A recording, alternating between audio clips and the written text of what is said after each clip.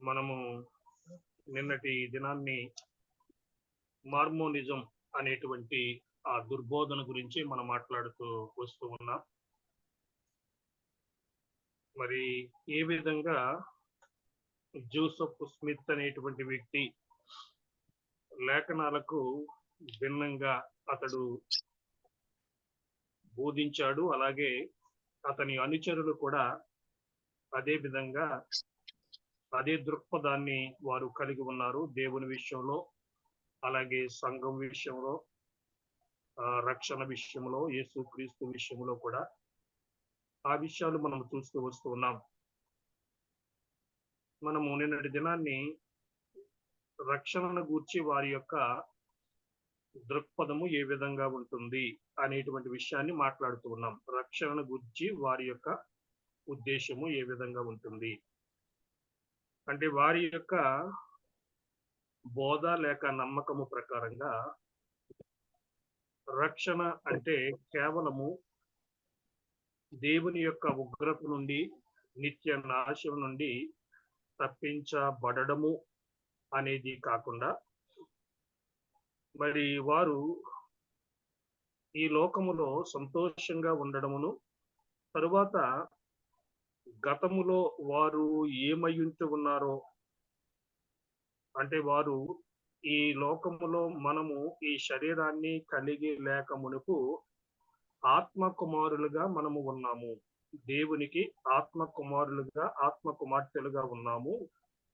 అయితే ప్రస్తుత జీవిత కాలములో మనము గతములో ఏమై ఉన్నామో అది జ్ఞాపకము చేసుకొనకుండా మన మనస్సుల మీద ముసుగు వేయబడి ఉంది. కాబట్టి మరుపు అనేటువంటి ముసుగు వేయబడింది. మరి రక్షణ అంటే ఏంటంటే ఈ జీవితంలో ఆ ముసుగు తొలగించబడి మనము గతములో ఎలా ఉన్నామో అది గ్రహించగలగడము, అది రక్షణగా వారు తెలియపరుస్తూ ఉన్నటువంటి విషయాన్ని మనం ఇక్కడ గమనించవలసిన వారంగా ఉంటున్నాం. ఇప్పుడు మనం విన్నటువంటి విషయాలన్నీ కూడా ఈ మార్మోనులు లేక జోసెఫ్ స్మిత్ అతని అనుచరులు నమ్మేటువంటి విషయాలు, అలాగే వారు ప్రబోధించేటువంటి విషయాలు, దేవుని గురించి, యేసుక్రీస్తు గురించి, పరిశుద్ధాత్మ గురించి, అలాగే సంఘ చరిత్ర, రక్షణ మొదలగే విషయాలు, పరలోకాన్ని గురించినటువంటి విషయాలు ఆ విధంగా ఉంటూ ఉన్నాయి. ఇంకా కూడా మనం గమనిస్తే దేవుని గూర్చి వారు ఏమని విశ్వసిస్తూ ఉన్నారు అంటే తండ్రి అయినటువంటి దేవుని గురించి, God the father was once A man but progress to godhood. తండ్రి అయినటువంటి దేవుడు ఒకప్పుడు మానవుడిగా ఉన్నాడు, అయితే ఆయన దైవత్వానికి క్రమక్రమంగా ఆ స్థితిని పొందుకున్నాడు అని. చూడండి ఎంత దేవుని యొక్క వాక్యానికి ఇది వ్యతిరేకంగా ఉంటుందో. దేవుడు మొట్టమొదటిగా మానవుడిగానే ఉంటూ ఉన్నాడు, కానీ దైవత్వాన్ని ఆయన పొందుకున్నాడు.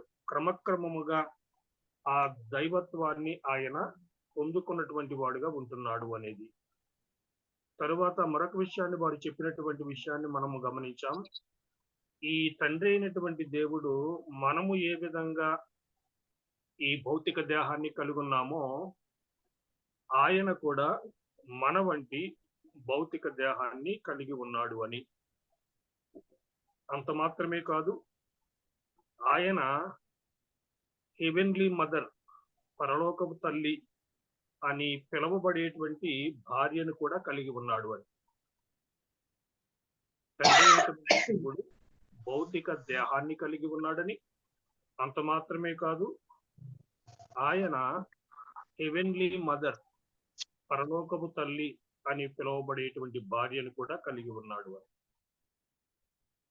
తరువాత త్రిత్వాన్ని వారు నమ్మడం లేదు అనేటువంటి విషయాన్ని కూడా మనం జ్ఞాపకం చేస్తున్నాం.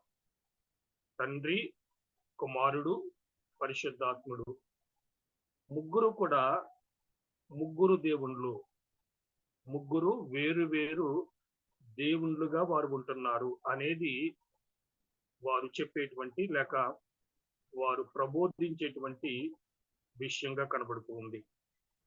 అంత మాత్రమే కాదు, యోగ్యులైనటువంటి మానవులు కూడా ఒకానొక దినానికి వారు దేవుళ్ళు కాగలరు.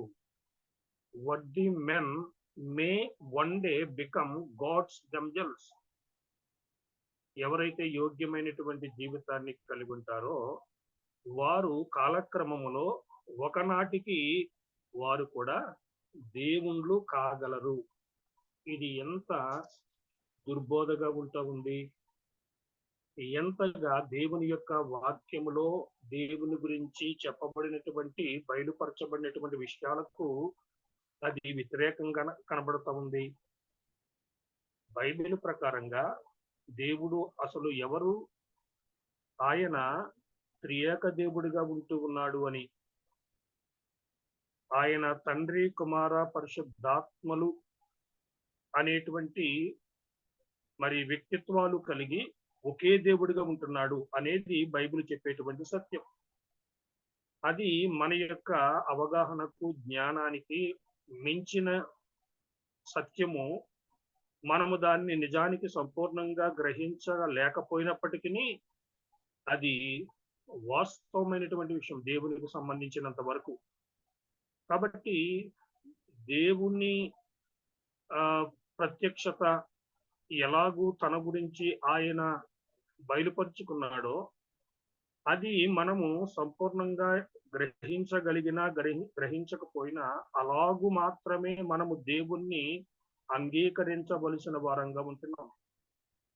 మనకు అర్థమైతేనే నమ్మడము అది వాక్యానుసారమైనటువంటి విశ్వాసము కాదు. కాబట్టి మీరు ఈ ట్రినిటీ అనేటువంటి దాన్ని మనం అర్థం చేసుకోలేము. కాబట్టి వారు ఆ విధంగా వక్ర భాష్యాన్ని ఇస్తూ ఉన్నటువంటి విధానాన్ని మనం చేస్తున్నాం. లేఖనాల ప్రకారంగా మనము త్రియేక దేవుడు ఆయన అని మనం గ్రహిస్తున్నాం. ఒకే దేవుడు దాని ముగ్గురు వ్యక్తులుగా ఉన్నటువంటి వాడు అని. కానీ ఈ జోసెఫ్ స్మిత్ అతని యొక్క అనుచరులు ముగ్గురు వేరు వేరు దేవుళ్ళు అనేటువంటి విషయాన్ని మాట్లాడుతున్నారు. అంత మాత్రమే కాదు, తండ్రి అయినటువంటి దేవుడు శరీరాన్ని కలిగి ఉన్నాడు అని. అయితే బైబిల్ ప్రకారంగా దేవుడు అనేటువంటి ఆ యొక్క పదము మరి తండ్రి అయినటువంటి దేవుణ్ణి అది సూచించేటువంటి పదముగా కనబడతా ఉంది. చాలా సందర్భాల్లో దేవుడు అనేటువంటి మాట మరి త్రిత్వములో మొదటి వ్యక్తిగా ఉన్నటువంటి తండ్రి అయినటువంటి దేవుణ్ణి అది సూచించేటువంటి మాటగా ఉందని మనము లేఖనాల్లో నుండి గ్రహించగలం. అలాగే లేఖనముల ప్రకారంగా దేవుడు ఆయన ఆత్మ స్వరూపిగా ఉంటూ ఉన్నాడు. మన వంటి దేహాన్ని ఆయన కలిగి లేడు అనేటువంటి సత్యం కూడా మనం గమనిస్తున్నాం. God is a spiritual being without a physical body.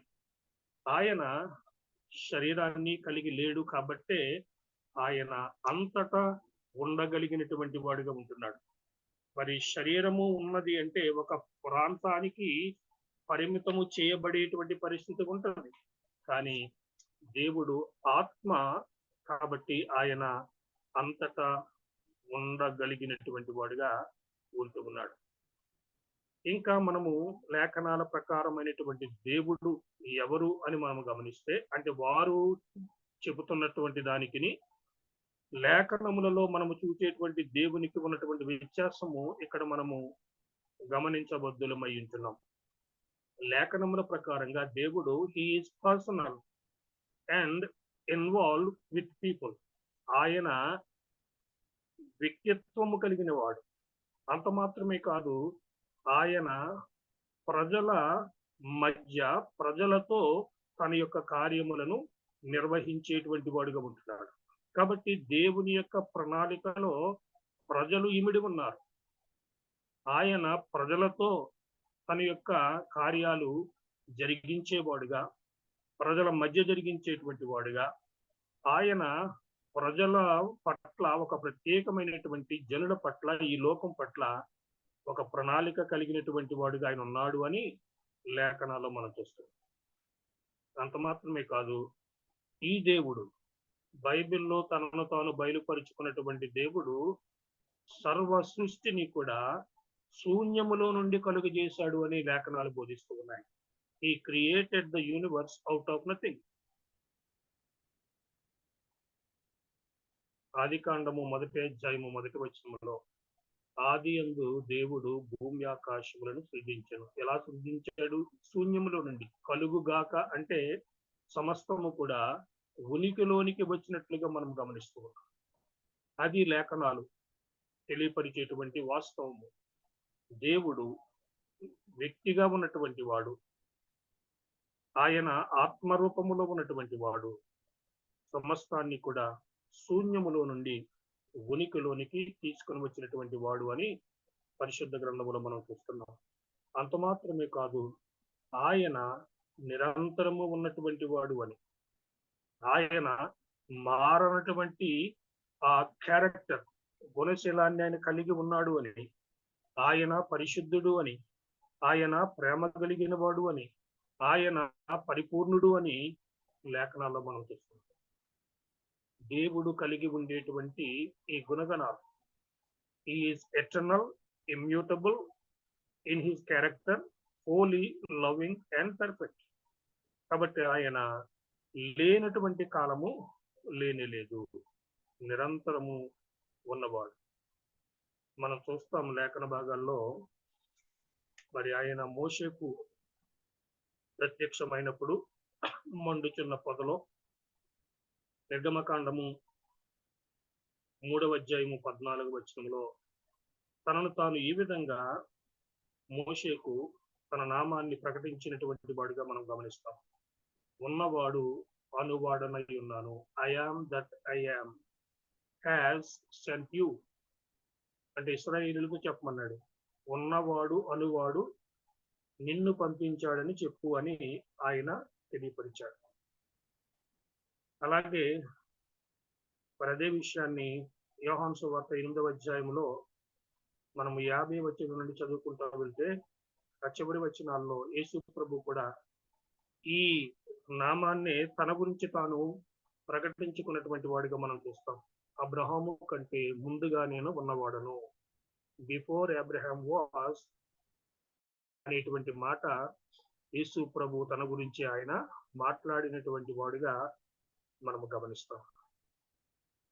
కాబట్టి లేఖనాల్లో దేవుడు తనను గూర్చి ఆయన చాలా స్పష్టంగా ఆయన ఆత్మస్వరూపిగా ఉంటూ ఉన్నాడు, నిరంతరము ఉండేటువంటి వాడు, సమస్తాన్ని ఆయనే కలుగు చేసినటువంటి వాడు, ఆయన మారనటువంటి వాడు, ఆయన సర్వశక్తిమంతుడు. ఈ విధంగా మరి లేఖనాలు దేవుని గురించి మాట్లాడుతూ ఉన్నటువంటి విషయాన్ని మనం గమనిస్తాం. అలాగే మరి యేసు క్రీస్తుని గురించి మరి వారి యొక్క బోధ లేకుంటే వారి యొక్క దుర్బోధ ఏ విధంగా ఉందో అది కూడా మనము గమనిస్తూ ఉన్నటువంటి వారంగా చూస్తూ ఉన్నాం. అంటే యేసు క్రీస్తుని గురించి వారు చెప్పేటువంటి విషయము ఏమిటి అంటే, ఆయన తండ్రి అయినటువంటి దేవునికి వేరుగా ఉన్నటువంటి మరొక దేవుడు. Jesus is a separate God from the father, Elohim. తండ్రి అయినటువంటి దేవుని యొద్ద నుండి యేసు క్రీస్తు మరొక దేవుడిగా ఉంటూ ఉన్నాడు. అంత మాత్రమే కాదు, హీ వాజ్ క్రియేటెడ్, ఆయన సృష్టించబడినటువంటి ఒక ఆత్మ మరి కుమారుడిగా ఉంటున్నాడు. అంటే తండ్రి అయినటువంటి దేవునితో స్పిరిట్ చైల్డ్ గా, ఆత్మ కుమారుడిగా ఆయన చేత సృష్టించబడ్డాడు. అంటే ఎవరికి ఆయన జన్మించాడు అంటే వాస్తవానికి సృష్టించబడినట్లుగా కాకుండా ఈ యొక్క తండ్రి అయినటువంటి దేవునికి, అలాగే మరి పరలోకపు తల్లికి ఈయన మరి జన్మించినటువంటి వాడు. చూడండి ఎంత భయంకరమైనటువంటి విధంగా యేసు క్రీస్తు యొక్క ఆ ఆరంభాన్ని గురించి ఇక్కడ మాట్లాడుతూ ఉన్నాడు. అంటే ఇది మనము యేసుక్రీస్తు ఈ లోకములోనికి వచ్చినటువంటి సందర్భాన్ని గురించినటువంటి విషయం కాదు, కానీ అసలు ఆయన ఆరంభములో తండ్రి అయినటువంటి దేవునికిని, ఆయనకు భార్యగా ఉన్నటువంటి పరలోకపు తల్లికిని జన్మించినటువంటి వాడు, వారి ద్వారా కలుగు చేయబడినటువంటి వాడు యేసు అనేటువంటి మాట. కాబట్టి ఆయన ఈ లోకములో ఉన్నటువంటి మనుషులందరికీ కూడా పెద్ద సహోదరుడు, ఎల్డర్ బ్రదర్. ఎవరంట? యేసు. తండ్రి అయినటువంటి దేవునికి పరలోకపు తల్లిగా పిలువబడుతున్నటువంటి ఆ పరలోకపు లేకుంటే తండ్రి అయినటువంటి దేవునికి భార్యగా ఉన్నటువంటి వారికి కలిగినటువంటి ఆ యొక్క సంతానముగా యేసుని గురించి వారు మాట్లాడుతూ ఉన్నారు. కాబట్టి ఆయన సహోదరులందరికీ, మనుషులందరికీ కూడా ఆయన పెద్ద సహోదరుడు. ఇంకా వాళ్ళు ఏం చెప్తారు? హిస్ బాడీ వాజ్ క్రియేటెడ్, ఎవరు? యేసు యొక్క దేహము, through sexual union between Elohim and Mary. మరి ఎలోహిం అంటే తండ్రి అయినటువంటి దేవునికి మరియా భౌతిక కలయిక ద్వారాగా ఆయనకు దేహము కలుగు చేయబడింది. అంటే ఈ లోకములోనికి ఎలాగ వచ్చాడు ఆయన శరీరధారిగా అంటే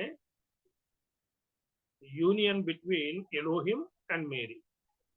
మరియకు ఎలోహిం తండ్రి అయినటువంటి దేవునిగా ఉన్నటువంటి వారికి వారి యొక్క మరి భౌతిక కలయిక ద్వారాగా ఈయన శరీరధారిగా ఈ లోకానికి వచ్చాడు. తరువాత హీ వాజ్ మ్యారీడ్, యేసు క్రీస్తు వివాహం చేసుకున్నాడు అనేటువంటి మాట. అలాగే his death on the cross does not provide full atonement for all sin. మరి సమస్త పాపానికి కూడా ఆయన శిలువ మీద మరణించినటువంటి ఆ మరణము మరి సంపూర్ణమైనటువంటి ప్రాయశ్చిత్తాన్ని కలుగు చేయలేదు, కానీ పునరుత్థానాన్ని కలుగు చేస్తుందని. దేవుని యొక్క వాక్యానికి ఎంత భిన్నమైనటువంటి విధంగా, లేక అది వాక్యానికి ఎంత మాత్రము కూడా సరిపడనటువంటి విధంగా మరి యేసు క్రీస్తును గూర్చినటువంటి ఆ యొక్క బోధ ఈ మార్మనులు చేసేవారుగా కనబడుతూ ఉన్నారు. మనము చెప్పుకున్నటువంటి విషయాలన్నీ కూడా లేఖనాలకు ఎంత విరుద్ధంగా కనబడుతున్నాయి, వ్యతిరేకంగా కనబడుతున్నాయి. కానీ లేఖనాల ప్రకారంగా యేసు క్రీస్తు ఎవరు అని మనము గమనిస్తున్నాం. త్రిత్వములో రెండవ వ్యక్తిగా ఉంటూ ఉన్నాడు. ఆయన దేవునితోనూ పరిశుద్ధాత్మతోనూ ఆయన సమానుడిగా ఉంటూ ఉన్నాడు. ఆయన గుణగణాలలో మరి తండ్రి అయినటువంటి దేవునితో సమానునిగా ఉంటూ ఉన్నాడు. అలాగే పరిశుద్ధాత్మతో సమానునిగా ఉంటూ ఉన్నాడు. సమాన ఉనికి కలిగినటువంటి వాడు.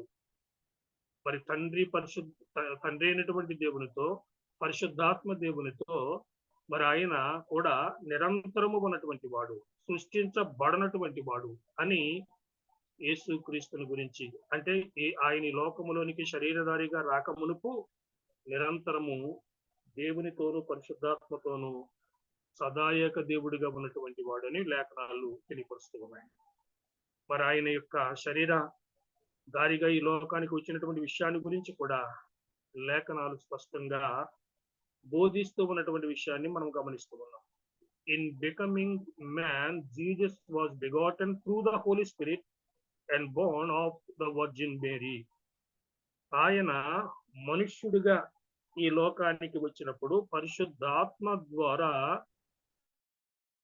కన్య అయినటువంటి మరియకు ఆయన గర్భము దాల్చబడి లోకంలో జన్మించాడు అని లేఖనాలు స్పష్టంగా తెలియపరుస్తూ ఉన్నటువంటి విషయాన్ని కూడా ఇక్కడ మనము గమనించవలసినటువంటి వారంగా ఉంటూ ఉన్నాం. కాబట్టి యేసు క్రీస్తుని గురించి లేఖనాలలో మనం చూస్తున్నటువంటి విషయము, ఆయన త్రిత్వములో రెండవ వ్యక్తిగా ఉన్నటువంటి వాడు. తండ్రి అయినటువంటి దేవునితోనూ పరిశుద్ధాత్మతోనూ ఆయన నిరంతరము కూడా మరి ఉనికి కలిగినటువంటి వాడు. వారితో సమానముగా ఉన్నటువంటి వాడు అని లేఖనాల్లో మనం చూస్తూ ఉన్నాం. అంత మాత్రమే కాదు, ఆయన శరీరధారిగా ఈ లోకానికి వచ్చినప్పుడు పరిశుద్ధాత్మ వలన కన్య అయినటువంటి మరియకు ఆయన జన్మించాడు అనేటువంటి విషయాన్ని మనం గమనిస్తాం.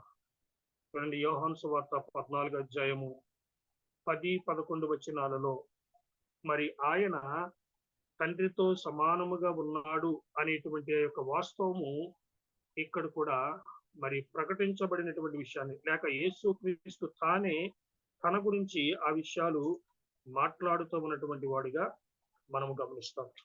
యోహాను సువార్త 14వ అధ్యాయంలో 10వ వచనం నుండి మనం చూస్తే ఈ విధంగా ఆయన మరి తన గురించి తాను చెప్పినటువంటి విషయం. 14వ అధ్యాయం 10వ వచనంలో, తండ్రి యందు నేనును నా యందు తండ్రియు ఉన్నామని నీవు నమ్ముటలేదా? నేను మీతో చెప్పుతున్న మాటలను అంతట నేనే చెప్పుట లేదు. తండ్రి నా యందు నివసించుతూ తన క్రియలు చేయుచున్నాడు. తండ్రి యందు నేనును నా యందు తండ్రియు ఉన్నామని నమ్ముడి, లేదా ఈ క్రియల నిమిత్తమైనను నన్ను నమ్ముడి. యేసు ప్రభు మరి ఫిలిప్పుతో ఈ విధంగా ఆయన బదులిచ్చాడు. తండ్రిని మాకు కనపరచుము అనేటువంటి మాటకు యేసుక్రీస్తు, ఇంతకాలము నేను మీతో కూడా ఉండినా నీవు నన్ను ఎరగవా? అంటే నేను తండ్రియు ఏకమై ఉన్నాం, సమానమై ఉన్నాం. నన్ను చూచిన వాడు తండ్రిని చూచి ఉన్నాడు. అసలు యేసుక్రీస్తు ఈ లోకానికి రావడానికి గల ఒక ప్రధానమైనటువంటి కారణము లేఖనముల ప్రకారంగా ఏంటి అంటే, తండ్రిని బయలుపరచడానికి ఈ లోకానికి వచ్చాడు. మానవాళికి రక్షణ అనుగ్రహించడముతో పాటు మనుష్యులకు తండ్రి అయినటువంటి దేవుణ్ణి బయలుపరచడానికి, to reveal God the Father, Jesus came into this world. ఎందుకంటే దేవుని యొక్క ప్రత్యక్షత మానవాళికి యేసుక్రీస్తు ద్వారా మాత్రమే అనుగ్రహించబడింది అనేది లేఖనాలు చెప్పేటువంటి సత్యం. దేవుణ్ణి ఎన్నడూ ఏ నరుడు కూడా చూడలేదు అని లేఖనాలు బోధిస్తూ ఉన్నాయి. ఆయన్ను చూచి ఏ నరుడు బ్రతకడు అనేటువంటి మాట కూడా మనం లేఖనాల్లో గమనిస్తూ ఉన్నాం. కానీ ఆ అదృశ్యుడైనటువంటి ఆ దేవుణ్ణి బయలుపరచడానికి, సంపూర్ణంగా ఆయన ఏమై ఉన్నాడో దాన్ని మనుషులకు కనుపరచడానికి యేసుక్రీస్తు ఈ లోకానికి వచ్చాడు. కాబట్టి యేసు ప్రభు అందుకే ఈ యోహాను సువార్త 14వ అధ్యాయము 10-11 వచనాలలో మరి తనను చూస్తే తండ్రిని చూచినట్లే అని ఆయన మాట్లాడినటువంటి విషయాన్ని మనం గమనిస్తాం. అలాగే 8వ అధ్యాయంలో కూడా ఇదే యోహాను సువార్తలో 8వ అధ్యాయము 42 నుండి 44వ వచనం వరకు కూడా మనం గమనిస్తే ఈ విధంగా యేసు ప్రభు మాట్లాడినటువంటి వాడుగా మనం చూస్తాం. 42వ వచనం 8వ అధ్యాయము యోహాను సువార్తలో, యేసు వారితో ఇట్లనెను, దేవుడు మీ తండ్రి అయిన యెడల మీరు నన్ను ప్రేమింతురు. నేను దేవుని యొద్ద నుండి బయలుదేరి వచ్చి ఉన్నాను, నా అంతటా నేనే వచ్చి ఉండలేదు, ఆయన నన్ను పంపెను. మీరేలా నా మాటలు గ్రహింపకున్నారు? మీరు నా బోధ విననేరకుండుట వలనే కదా మీరు మీ తండ్రి అపవాది సంబంధులు, మీ తండ్రి దురాశలు నెరవేర్చగోరుచున్నారు. ఆది నుండి వాడు నరహంతకుడై ఉండి సత్యమందు నిలిచిన వాడు కాడు, వాని యందు సత్యమే లేదు. వాడు అబద్ధమాడినప్పుడు తన స్వభావం అనుసరించి మాట్లాడును. వాడు అబద్ధికుడును, అబద్ధమునకు జనకుడునై ఉన్నాడు. కాబట్టి ఇక్కడ ఈ 42-43 వచనాల్లో ముఖ్యంగా మనం గమనిస్తే యేసుక్రీస్తు ఆయన తండ్రి యొద్ద నుండి పంపించబడినటువంటి వాడు అని, అలాగే ఆయన చెప్పేటువంటి ప్రతి మాట కూడా తండ్రి వలన ఆయనకు అనుగ్రహించబడింది అని, తన బోధలన్నీ కూడా తండ్రి ఆయనకి ఇచ్చిన విధంగానే ఆయన బోధిస్తూ ఉన్నాడు అని యూదులైనటువంటి వారికి యేసు ప్రభు తెలియపరిచాడు. కాబట్టి తండ్రిని బయలుపరచడానికి ఆయన ఈ లోకానికి వచ్చాడు. తండ్రితో ఆయన సమానముగా ఉన్నటువంటి వాడు అనేటువంటి విషయం. ఇంకా మనము యేసును గూర్చి అంటే ఈ జోసెఫ్ స్మిత్ గాని, ఈ మార్మనిజం అనేటువంటి ఆ యొక్క దుర్బోధకు భిన్నంగా లేఖనాలు ఎంత స్పష్టంగా యేసు క్రీస్తును గూర్చినటువంటి సత్యాన్ని మరి బయలుపరుస్తున్నటువంటి విషయాన్ని మనం చూస్తున్నాం. అలాగే మనము మొదటి యోహాను పత్రిక 2వ అధ్యాయము 22, 23 వచనాల్లో కూడా మనం చూస్తే ఈ విధంగా మనకు కనబడుతూ ఉంది. మొదటి యోహాను పత్రిక 2వ అధ్యాయము 22, 23 వచనాలు. యేసు క్రీస్తు కాడని చెప్పువాడు తప్ప ఎవడు అబద్ధికుడు? తండ్రిని కుమారుని ఒప్పుకొనని వీడే క్రీస్తు విరోధి. కుమారుని ఒప్పుకొనని ప్రతివాడును తండ్రిని అంగీకరించువాడు కాడు. కుమారుని ఒప్పుకొనివాడు తండ్రిని అంగీకరించువాడు. అంటే వీరు ఈ మోర్మనులు అనబడినటువంటి వారు కుమారుణ్ణి అంటే తండ్రి చేత పంపించబడిన వాడు తండ్రితో సమానుడు, తండ్రిని బయలుపరచడానికి లోకానికి ఆయన తండ్రి చేత పంపించబడ్డాడు అనేటువంటి సత్యాన్ని వారు తిరస్కరిస్తూ ఉన్నారు. ఆయన్ను గూర్చినటువంటి అసత్యాన్ని లోకములో ప్రకటిస్తూ ఉన్నారంటే ఈ లేఖనముల ప్రకారంగా వారు ఎవరు అంటే క్రీస్తు విరోధులు, వారు అబద్ధికులు. క్రీస్తును దేవుని చేత ఈ లోకానికి పంపించబడినటువంటి వాడు అని ఎవరైతే నమ్మరో వాడే క్రీస్తు విరోధిగా ఉంటున్నాడని యోహాను తన పత్రికలో తెలియపరుస్తూ ఉన్నటువంటి వాడిగా మనం చూస్తాం.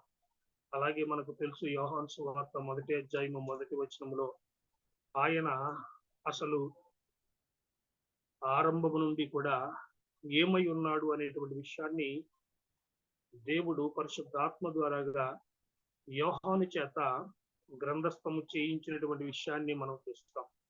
ఆది యందు వాక్యముండెను, వాక్యము దేవుని యొద్ద ఉండెను, వాక్యము దేవుడై ఉండెను. 14వ వచనంలో ఆ వాక్యము అంటే ఆది నుండి ఉన్నటువంటి వాక్యం, ఆది లేనటువంటి వాక్యమై ఉన్నటువంటి ఆయన శరీరధారిగా ఈ లోకానికి వచ్చాడు అనేటువంటి విషయాన్ని మనం చూస్తాం. 14వ వచనంలో ఆ వాక్యము శరీరధారి అయి కృపాసత్య సంపూర్ణుడిగా మన మధ్య నివసించెను. తండ్రి వలన కలిగిన అద్వితీయ కుమారుని మహిమ వలె మనము ఆయన మహిమను కనుగొంటుమి అంటున్నాడు. అలాగే ఇంకా యేసు క్రీస్తును గూర్చినటువంటి సత్యాలు మనము ముఖ్యంగా ఈ యోహాను సువార్తలో పదే పదే మనకు బయలుపరచబడినటువంటి విషయాన్ని మనం చూస్తాం. 10వ అధ్యాయం 30వ వచనంలో యోహాను సువార్త 10వ అధ్యాయం 30వ వచనంలో యేసు ప్రభు అన్నాడు, నేనును తండ్రియును ఏకమై ఉన్నామని వారితో చెప్పెను. ఆయన తండ్రి ఏకమై ఉన్నారు అంటే సేమ్ ఎసెన్స్, ఒకే గుణగణములు కలిగినటువంటి వారుగా తండ్రి కుమారులు ఉంటూ ఉన్నారు. తండ్రి వేరు, కుమారుడు వేరు, కానీ వారి గుణగణములు మాత్రము ఒకే గుణగణములు కలిగినటువంటి వారుగా ఉంటూ ఉన్నారు. తండ్రి ఏమో అదృశ్య దేవుడు, కుమారుడేమో దృశ్యుడైనటువంటి దేవుడని మనం గమనిస్తాం. అలాగే ఇంకా యేసు క్రీస్తును గురించినటువంటి సత్యాలు భక్తుడైనటువంటి పౌలు కూడా ఈ విధంగా తెలియపరిచాడు. కొలస్సీ పత్రిక 1వ అధ్యాయము మనము 15వ వచనం నుండి 17వ వచనం వరకు మనం చూస్తే పరిశుద్ధాత్ముడు పౌలు ద్వారాగా తెలియపరిచినటువంటి సత్యాలు యేసు క్రీస్తును గూర్చి. కొలస్సీ పత్రిక 1వ అధ్యాయము 15 నుండి 17వ వచనం వరకు ఆయన అనగా యేసు క్రీస్తు అదృశ్య దేవుని స్వరూపి అయి సర్వ సృష్టికి ఆది సంభూతుడై ఉన్నాడు. ఏలయనగా ఆకాశముందున్నవి భూమి యందున్నవి దృశ్యమైనవి గాని అదృశ్యమైనవి గాని అవి సింహాసనములైనను ప్రభుత్వములైనను ప్రధానులైనను అధికారములైనను సర్వమును ఆయన యందు సృజింపబడెను. సర్వమును ఆయన ద్వారాను ఆయనను బట్టి సృజింపబడెను. ఆయన అన్నిటికంటే ముందుగా ఉన్నవాడు, ఆయనే సమస్తమునకు ఆధారభూతుడు. ఇది లేఖనాలు యేసు క్రీస్తును గూర్చి బయలుపరిచినటువంటి సత్యం. మరి ఇన్ని మనము లేఖన భాగాలలో ఆయన ఎవరు, ఆయన యొక్క గుణగణాలు ఏంటి, ఆయన శక్తి సామర్థ్యాలు ఏమిటి అనేటువంటి విషయాన్ని దేవుడు లేఖనముల్లో ఎంత స్పష్టంగా తెలియపరిచిన తరువాత కూడా ఈ మార్మనిజం ఆయన్ను ఏ విధంగా మరి ప్రకటిస్తుందో ఈ లోకంలో, ఎంత అది వాక్యానికి విరోధమైనటువంటి బోధగా ఉంటుందో ఇక్కడ మనం గమనించవలసిన వారంగా ఉంటున్నాం. కాబట్టి అది ఎంత ప్రమాదకరమైనటువంటి బోధ.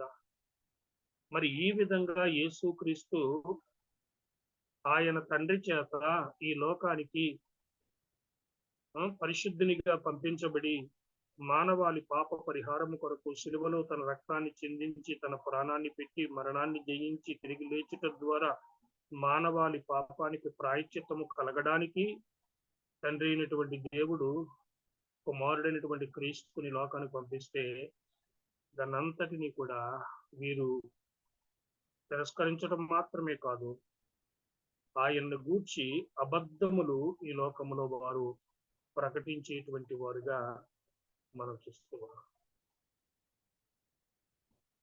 తరువాత మరి వారు యేసుక్రీస్తుని గురించి ఆయన శరీర దారిగా ఈ లోకానికి ఎలాగొచ్చాడని వారు మాట్లాడుతూ ఉన్నారు. ఆయన శరీరము ఎలాగొచ్చింది? మరి భౌతిక కలయిక ద్వారాగా, అంటే ఎలోహిం మేరీ. అది ఎంత మరి భయంకరమైనటువంటి లేక తప్పుదారి పట్టించేటువంటి, అంటే లేఖనాల్లో ఏదైతే స్పష్టంగా బోధించబడిందో దానికి పూర్తి భిన్నంగా వ్యతిరేకంగా వారు బోధించేవారుగా ఉంటున్నారు. కానీ లేఖనాల ప్రకారంగా ఆయన ఏ లోకములో శరీరాన్ని ఏ విధంగా కలిగి ఉంటున్నాడు, లేక శరీరధారిగా ఏ విధంగా వచ్చాడు అనేటువంటిది దూత ద్వారాగా దేవుడు కలిగించినటువంటి మాట మనము లూకా సువార్త 1వ అధ్యాయము 26 నుండి 35వ వచనం వరకు కూడా మనం గమనిస్తే మరి మరియతో గబ్రియేలు దూత ఏ విధంగా ఆమె గర్భము దాల్చబోతుందో అనేటువంటి విషయాన్ని చాలా తేటగా దేవుడు దూత ద్వారాగా మరియకు తెలియపరిచినటువంటి విషయాన్ని మనం గమనిస్తాం. అలాగే యెషయా గ్రంథము 7వ అధ్యాయం 14వ వచనంలో కూడా ఏ విధంగా కన్యక మరి కుమారుణ్ణి కలిగి ఉండబోతుందో దేవుడు ముందుగానే తెలియపరిచాడు. అదే విషయాన్ని ఆదికాండము 3వ అధ్యాయం 15వ వచనంలో మొట్టమొదటిగా ఏదైనా తోటలో పాపము జరిగించబడిన తరువాత అపవాదితోనే సాక్షాత్తు దేవుడు మరి యేసుక్రీస్తు అనేటువంటి ఆ స్త్రీ సంతానముగా రాబోతున్నటువంటి విషయాన్ని ఆయన మొదటి ప్రవచనాన్ని అక్కడ పలికినటువంటి వాడుగా ఇక్కడ మనం గమనిస్తాం. కాబట్టి లేఖనాలలో యేసుక్రీస్తును గూర్చినటువంటి బోధ ఈ విధంగా బహుతేటగా మరి చెప్పబడి ఉంటే, ఈ మోర్మనులు లేకుంటే జోసెఫ్ స్మిత్ యొక్క అనుచరులు వాక్యానికి విరోధంగా వారు యేసుక్రీస్తును గూర్చి తమ ఊహను బట్టి మరి అబద్ధపు బోధ చేస్తూ ఉన్నటువంటి విషయాన్ని మనం గమనిస్తున్నాం. తర్వాత పరిశుద్ధాత్మ గురించి వారు ఏమని మాట్లాడుతూ ఉన్నారు? మరి మార్మనిజం ప్రకారంగా పరిశుద్ధాత్ముడు he is different from Holy Spirit is different from the Holy Ghost. Holy Spirit, Holy Ghost అంటే వాళ్ళ యొక్క మాటలలో, అంటే లేఖనాలలో మనము చూచేటువంటి, లేఖనాలలో చెప్పబడినటువంటి, లేఖనాలలో పరిశుద్ధాత్ముడు ఎవరు, ఆయన పరిచర్య ఏమిటి, విశ్వాస జీవితములో ఆయన కార్యము, లోకములో ఆయన కార్యము, మరి అలా కాకుండా వారి యొక్క మాటలలో ఉన్నటువంటి లేక వారు చెప్పేటువంటి పరిశుద్ధాత్ముడు లేఖనాలకు వేరైనటువంటి పరిశుద్ధాత్ముడు. ఇప్పుడు మనము దేవుని గురించి చూచినా, అలాగే యేసు క్రీస్తు అంటే రెండవ వ్యక్తిగా, త్రిత్వములో రెండవ వ్యక్తిగా ఉన్నటువంటి యేసు క్రీస్తును గూర్చి వారు చెప్పినటువంటి విషయాన్ని చూచినా లేక పరిశుద్ధాత్మను మూడో వ్యక్తిగా ఉన్నటువంటి త్రిత్వములో పరిశుద్ధాత్మ గురించి మనము చూసిన లేఖనాలలో చెప్పబడినటువంటి దేవుడిగా గాని, లేఖనాలలో చెప్పబడినటువంటి యేసు క్రీస్తుగా గాని, లేఖనములలో మనం చూసేటువంటి పరిశుద్ధాత్మ గాని వారు మనకు కనబడరు అనేది వాస్తవం. కాబట్టి లేఖనాలలో చెప్పబడినటువంటి దానికి వ్యతిరేకంగా, భిన్నంగా దేవుని గురించి, యేసుక్రీస్తు గురించి, పరిశుద్ధాత్మ గురించి వారు మాట్లాడేటువంటి వారిగా మనం గమనిస్తూ ఉన్నాం. మరి పరిశుద్ధాత్ముడు దేవుడు కాడు. మార్మనిజం ప్రకారంగా పరిశుద్ధాత్ముడు దేవుడు కాదు, ఆయన వ్యక్తి కూడా కాడు.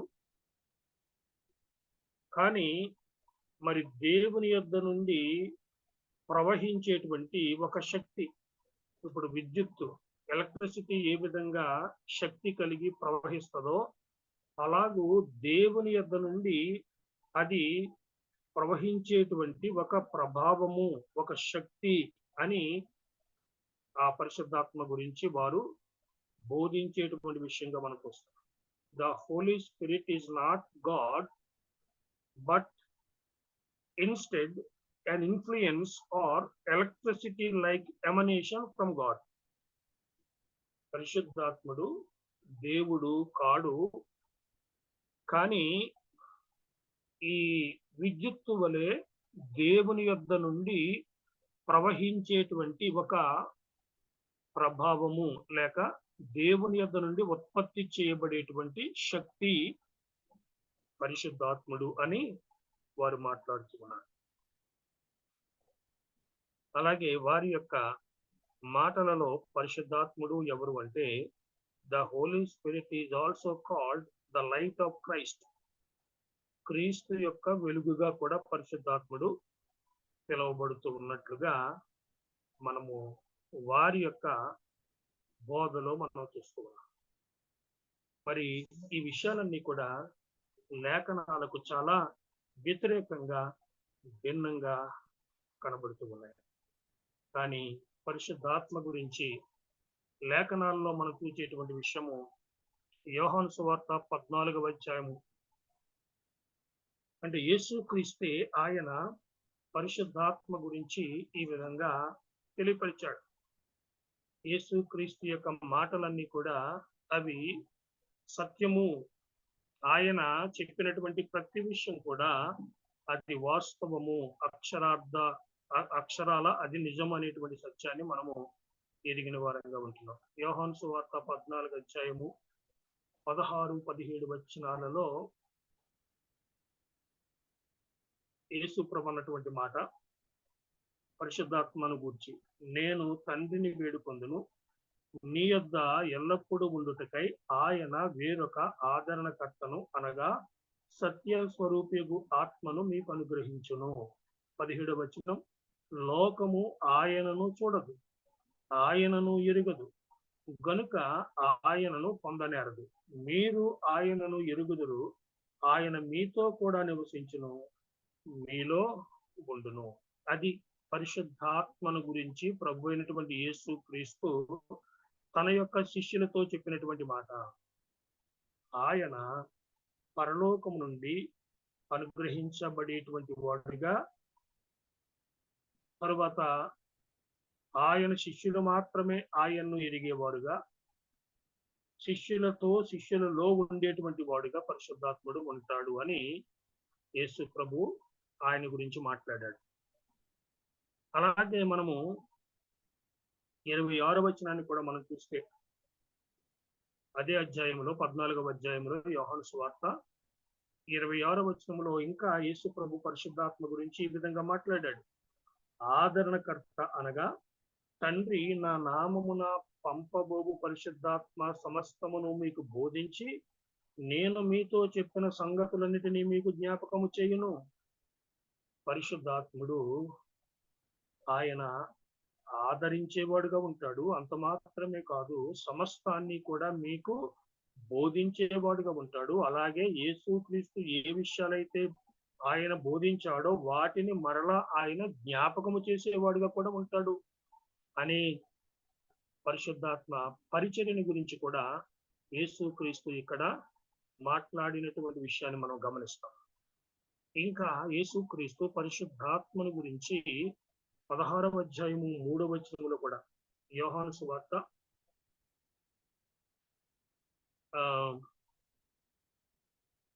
16వ అధ్యాయం 13వ వచనం, 16వ అధ్యాయము 13వ వచనములో, అయితే ఆయన అనగా సత్య స్వరూపేణ ఆత్మ వచ్చినప్పుడు మిమ్మును సర్వసత్యములోనికి నడిపించదు.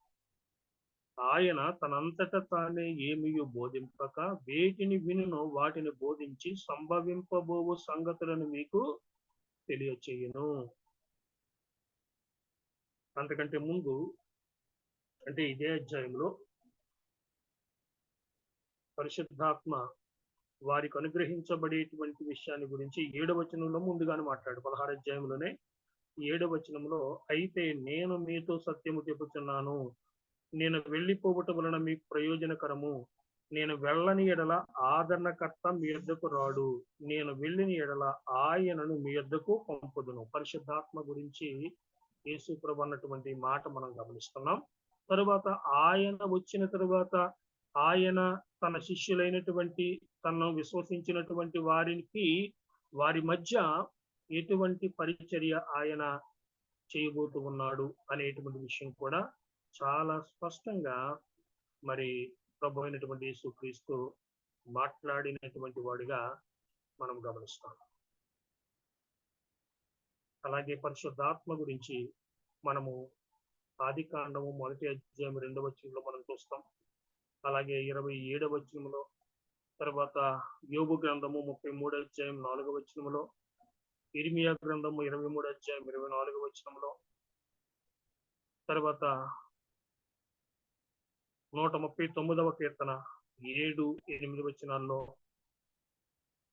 అపోస్తుల కార్యాలు 5వ అధ్యాయము 3వ వచనము, అలాగే 4వ వచనము, 9వ వచనము, మరలా అపోస్తుల కార్యాలు 7వ అధ్యాయము 51వ వచనం. ఈ విధంగా పరిశుద్ధాత్మ ఎవరు, ఆయన కలిగి ఉండేటువంటి గుణగణాలు, ఆయన వ్యక్తిత్వాన్ని గురించి, ఆయన పని గురించి, పరిచర్య గురించి లేఖనాలు ఎంత స్పష్టంగా మాట్లాడుతూ ఉంటే, ఈ మోర్మనులు, జోసెఫ్ స్మిత్ యొక్క అనుచరులు, లేకుంటే ఈ అంత్యకాల పరిశుద్ధుల యేసుక్రీస్తు సంఘముగా పిలువబడేటువంటి వారు పరిశుద్ధాత్మ గురించి ఎంత అబద్ధపు బోధ వారు బోధించే వారుగా ఉంటున్నారో మనం చూస్తున్నాం. పరిశుద్ధాత్మ వ్యక్తి కాడు, పరిశుద్ధాత్ముడు దేవుడు కాడు, పరిశుద్ధాత్ముడు కేవలము దేవుని యొద్ద నుండి ప్రవహించేటువంటి ఒక శక్తి, ప్రభావము మాత్రమే అని లేఖనాలకు వ్యతిరేకమైనటువంటి బోధ పరిశుద్ధాత్మ గురించి వారు మాట్లాడుతున్నారు. అంత మాత్రమే కాదు, మనకి ఇంకా లేఖన భాగాలు గమనిస్తే అపోస్తుల కార్యాలు 8వ అధ్యాయం 29వ వచనం, అపోస్తుల కార్యాలు 11వ అధ్యాయం 12వ వచనం, అపోస్తుల కార్యాలు 13వ అధ్యాయం 4వ వచనం, అలాగే 20వ అధ్యాయం 28వ వచనం అపోస్తుల కార్యాలు. ఈ స్థలాలలో, ఈ లేఖన భాగాలలో పరిశుద్ధాత్మ ఏ విధంగా పనిచేశాడు అనేటువంటిది కూడా మనము గమనించేటువంటి వారంగా ఉంటున్నాం. కాబట్టి ఇక్కడ మనము దేవుని గురించి, యేసుక్రీస్తు త్రిత్వములో 2వ వ్యక్తిగా ఉన్నటువంటి యేసుక్రీస్తుని గురించి, త్రిత్వములో 3వ వ్యక్తిగా ఉన్నటువంటి పరిశుద్ధాత్మ గురించి లేఖనములలో చెప్పబడినటువంటి విషయాలన్నిటికీ కూడా భిన్నంగా, వేరుగా ఈ యొక్క అంత్యకాల పరిశుద్ధుల యేసుక్రీస్తు సంఘముగా పిలువబడేటువంటి వారు బోధిస్తున్నారు. అంటే లేఖనాలలో ఉన్నటువంటి దేవుడు గాని, యేసుక్రీస్తు గాని, పరిశుద్ధాత్మ గాని వారు చెప్పేటువంటి వారు కారు అనేది మనకు తేటగా అర్థమవుతున్నారు అన్నమాట. తర్వాత రక్షణ కలుగుతుంది. మనం ఆల్రెడీ చెప్పుకున్నాం, ఈ మార్మనిజం లేకుంటే అంత్యకాల పరిశుద్ధుల యేసుక్రీస్తు సంఘముగా పిలువబడేటువంటి వీరు వాళ్ళ యొక్క బోధ ప్రకారంగా no eternal life without Mormon church membership. అంటే ఎవరన్నా కూడా నిత్య జీవం పొందుకోవాలంటే ఖచ్చితంగా ఈ మోర్మన్ సంఘ సభ్యత్వము తీసుకోవాలన్నమాట. అంటే ఈ latter day saints church of Jesus Christ, అంత్యకాల పరిశుద్ధుల సంఘ సభ్యులు కాకపోతే రక్షణ ఉండదు. అది వారు బోధించేటువంటి విషయము. కానీ లేఖనాలు ఏ విధంగా బోధిస్తూ ఉన్నాయి? సంఘ సభ్యత్వం ద్వారాగా రక్షణ కలుగుతుందా, బాప్తిసం ద్వారాగా మరి రక్షణ కలుగుతుందా అంటే లేఖనాలు వాటికి భిన్నంగా బోధించేటువంటి వాస్తవాన్ని మనం చూస్తాం. చూడండి, అపోస్తుల కార్యాలు 4వ అధ్యాయము 12వ వచనం. అపోస్తుల కార్యములు 4వ అధ్యాయము 12వ వచనములో, మరి ఎవని వలనను రక్షణ కలుగదు, ఈ నామముననే మనము రక్షణ పొందవలెను గాని ఆకాశము క్రింద మనుష్యులలో ఇయ్యబడిన మరి ఏ నామమున రక్షణ పొందలేము అనెను. పేతురు పరిశుద్ధాత్మ చేత నింపబడి మానవునికి రక్షణ ఎలా కలుగుతుంది అనేటువంటి సత్యాన్ని ఇక్కడ ప్రకటించినటువంటి వాడుగా కనబడుతున్నాడు. యేసు క్రీస్తు నామముననే మనము రక్షణ పొందవలెను అనేటువంటి స్పష్టమైనటువంటి ఖచ్చితమైనటువంటి బోధ ఇక్కడ మనం చూస్తున్నాం. అలాగే 5వ అధ్యాయము అపోస్తుల కార్యముల గ్రంథములోనే 5వ అధ్యాయము 31వ వచనములో కూడా 31వ వచనం, ఇశ్రాయేలునకు మారు మనస్సును పాప క్షమాపణను దయచేయుటకై దేవుడు ఆయనను అనగా యేసును అధిపతినిగాను రక్షకునిగాను తన దక్షిణ హస్త బలము చేత హెచ్చించి ఉన్నాడు అనే మాట ఇక్కడ మరలా పేతురు మాట్లాడుతున్నాడు. మారు మనస్సు పాపక్షమాపణ ఎవరి వలన? యేసు క్రీస్తు వలన. ఆయనను అధిపతిగాను రక్షకునిగాను ఆయన నియమించాడు లేక హెచ్చించాడు అనేటువంటి మాట మరలా ఇక్కడ మాట్లాడుతున్నాడు. అలాగే రోమాపత్రికలో కూడా మనము చూసినప్పుడు పౌలు మానవాళికి నిత్య జీవము ఎలా కలుగుతుందో ఇక్కడ కూడా మాట్లాడాడు. రోమపత్రిక 6వ అధ్యాయము 23వ వచనం. రోమపత్రిక 6వ అధ్యాయము 23వ వచనం. ఏలయనగా పాపము వలన వచ్చి జీతము మరణము, అయితే దేవుని కృపావరము మన ప్రభు అయిన క్రీస్తు యేసునందు నిత్య జీవం. ఒక వ్యక్తి ఏ విధంగా నిత్య జీవాన్ని పొందుకుంటాడు, రక్షణ పొందుకుంటాడు, ఏ విధంగా ఒక వ్యక్తి మారు మనస్సు అనుభవాన్ని కలిగి ఉంటాడంటే కేవలము క్రీస్తు ద్వారా మాత్రమే అనేది లేఖనములలో స్పష్టంగా బోధించబడినటువంటి సత్యం. అలాగే అసలు యేసు క్రీస్తు ఈ లోకములోనికి శరీరధారిగా రాక మునుపు అంటే వచ్చేటువంటి క్రమములో దేవదూత ద్వారా కూడా దేవుడు పలికించినటువంటి మాట మనము మత్తయి సువార్త 1వ అధ్యాయంలో మనం చూస్తాం. మత్తయి సువార్త 1వ అధ్యాయము 21వ వచనములో ఈ మాటలు యోసేపుతో గబ్రియేలు దూత పలుకుతున్నటువంటి మాటలు. మత్తయి సువార్త 1వ అధ్యాయం 21వ వచనం. ఆమె ఒక కుమారుని కనును, తన ప్రజలను వారి పాపముల నుండి ఆయనే రక్షించును గనుక ఆయనకు యేసు అను పేరు పెట్టుదువు అనెను. దూత పలికినటువంటి మాట, పుట్టబోతున్నటువంటి శిశువు ఆయన రక్షకుడు, తన ప్రజల పాపముల నుండి ఆయనే రక్షించును అనేటువంటి మాట దూత ద్వారాగా దేవుడు పలికించాడు. అలాగే మరలా మనము యోహాను సువార్త 1వ అధ్యాయము 12వ వచనములో కూడా ఎలాగూ ఒక వ్యక్తి లేక వ్యక్తులు దేవుని పిల్లలు కాగలరు అనేటువంటిది కూడా లేఖనాలు స్పష్టంగా బోధిస్తూ ఉన్నాయి. యోహాను సువార్త 1 అధ్యాయము 12 వచనం, తన్ను ఎందరు అంగీకరించరో, అంటే యేసును ఎందరు అంగీకరించరో వారికందరికీ, అనగా తన నామమునందు విశ్వాసం ఉంచిన వారికి దేవుని పిల్లలగుటకు ఆయన అధికారము అనుగ్రహించెను. యేసు క్రీస్తు నామమును విశ్వసించుట ద్వారాగా దేవుని పిల్లలు కాగలరు. అలాగే మరలా ఇదే యోహాను సువార్త 3 అధ్యాయము 16 వచనం కూడా, 3:16లో దేవుడు లోకమును ఎంతో ప్రేమించెను కాగా ఆయన తన అద్వితీయ కుమారునిగా పుట్టిన వాని యందు విశ్వాసం ఉంచు ప్రతి వాడును నశింపక నిత్య జీవం పొందినట్లు ఆయనను అనుగ్రహించెను. యేసు క్రీస్తు ఈ లోకానికి నిత్య జీవము ఇవ్వడానికి వచ్చాడు. ఆయన ద్వారాను ఆయనలో మాత్రమే నిత్య జీవం. అలాగే 36వ వచనం కూడా, అదే యోహాను సువార్త 3 అధ్యాయము చివరి వచనం 36వ వచనం, కుమారుని యందు విశ్వాసం ఉంచి వాడే నిత్య జీవం గలవాడు.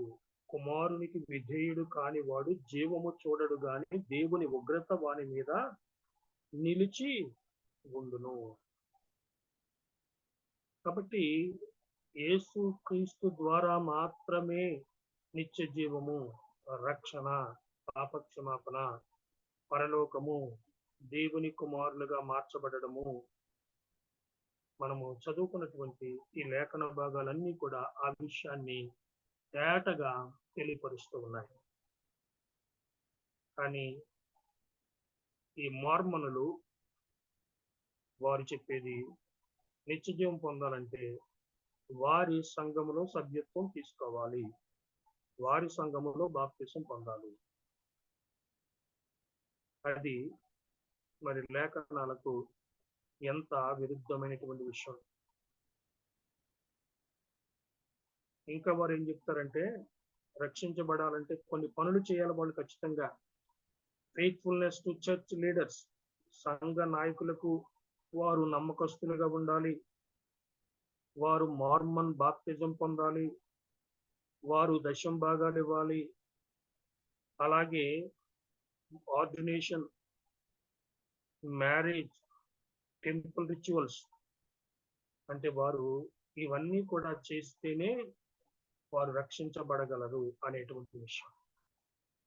అంటే సంఘ నియమ నిబంధనలకు లోబడి ఉండాలి, వాళ్ళు సంఘ కట్టడలకు లోబడి ఉండాలి, వాటిని పాటించాలి, అప్పుడే వారికి రక్షణ. కాబట్టి ఏదైతే లేఖనాలు బహుతేటగా రక్షించబడడానికి ఎలాగూ ఒక వ్యక్తి రక్షణ పొందుకోగలడు అనేటువంటి విషయము లేఖనాలు ఏదైతే బోధిస్తున్నావో దానికి పూర్తి భిన్నంగా వారు బోధించేవారు. అంటే ఇక్కడ మనకు కేవలము ఒక వ్యక్తి తను చేసేటువంటి పనుల ద్వారాగా, క్రియల ద్వారాగా రక్షించబడతాడు. చర్చిలో బాప్తిసం పొందాలి, అక్కడ సంఘ నాయకత్వానికి లోబడి ఉండాలి, నమ్మకస్తులుగా ఉండాలి, దశం భాగాలు ఇవ్వాలి, అలాగే వారి యొక్క సంఘ నియమ నిబంధనలు పాటించి వాటిని గైకొనితేనే వారు నిత్య జీవం పొందుకుంటారు, లేక రక్షణ పొందుకొనగలరు. కానీ మనం ఇంతవరకు చెప్పుకున్నటువంటి విషయాలు యేసు క్రీస్తు ద్వారాగా రక్షణ, పాపక్షమాపణ, అది కూడా ఉచితంగా. ఎఫెసీ 2:8లో పరిశుద్ధాత్ముడు పౌలు ద్వారాగా విషయాన్ని తెలియపరిచాడు. మీరు విశ్వాసం ద్వారా కృపచేతనే రక్షించబడి ఉన్నారు, ఇది మీ వలన కలిగినది కాదు, ఇది దేవుని వరమే అనేటువంటి విషయాన్ని లేఖనాలు తేటగా బోధిస్తూ ఉన్నాయి. కానీ దానికి భిన్నంగా, వ్యతిరేకంగా, విరుద్ధంగా వీరు బోధించేటువంటి విషయాలు ఇక్కడ మనం చూస్తున్నాం. తర్వాత మరణం తరువాత ఏం జరుగుద్ది అకార్డింగ్ టు మార్మనిజం? ఒక వ్యక్తి లోకాన్ని విడిచిపెట్టిన తర్వాత ఏమి సంభవిస్తుంది అనేటువంటి విషయంలో వాళ్ళు ఈ విషయంలో కూడా మరి బైబిల్కు పూర్తి భిన్నంగా నమ్మేటువంటి వారిగా ఉంటున్నారు. వాళ్ళ యొక్క నమ్మకము, వాళ్ళ యొక్క బోధ ప్రకారంగా చనిపోయినటువంటి వారు చూడండి ఇక్కడ eventually nearly everyone goes to one of three separate heavenly kingdoms with some achieving godhood. అంటే ఇంచుమించు ప్రతి ఒక్కొక్కరు కూడా అంతిమంగా మరి పరలోక రాజ్యములుగా పిలువబడేటువంటి 3 వేరు ప్రాంతాలకు వారు వెళతారు. అంటే వారు ఆ ప్రాంతాలను చేరుకునే ముందుగానే కొంత దైవత్వాన్ని వారు సంపాదించుకొని అక్కడికి వెళ్తారంట. 3 వేరు పరలోకపు రాజ్యములు. అంతిమంగా ప్రతి ఒక్కొక్కరు కూడా ఇంచుమించుగా ఎంతో కొంత దైవత్వాన్ని వారు సంపాదించి ఈ 3 స్థలాలలో ఏదో ఒక స్థలానికి మనుషులు వెళతారు చనిపోయిన తర్వాత.